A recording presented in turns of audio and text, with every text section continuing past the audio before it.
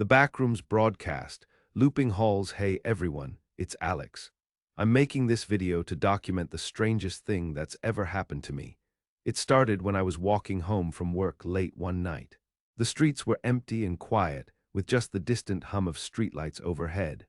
I turned down the alley I always take as a shortcut, but something felt off. The walls seemed to stretch on longer than usual, and the texture of the bricks looked different, almost like they were shimmering. I shrugged it off and kept walking, my footsteps echoing in the narrow space. But then I realized I should have reached the end of the alley by now. I looked back and couldn't see the entrance anymore, just an endless stretch of yellow-tinted walls.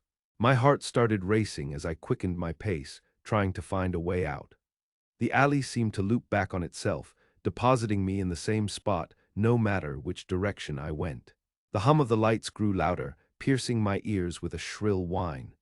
Shadows darted in my peripheral vision, but when I turned to look, nothing was there. I started running, my breathing ragged and desperate. The walls began to shift and undulate, the bricks melting into each other like wax. A figure appeared at the end of the hall, its form distorted and flickering. It let out a guttural moan that reverberated through my bones.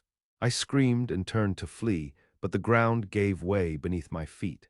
I fell into darkness, the wind rushing past me as the walls closed in. And then I was back at the start of the alley, the streetlights humming overhead as if nothing had happened. But I know what I saw. I know the backrooms are real, and they're waiting for me every time I close my eyes. I don't know how much longer I can keep this up. If you're watching this, please send help.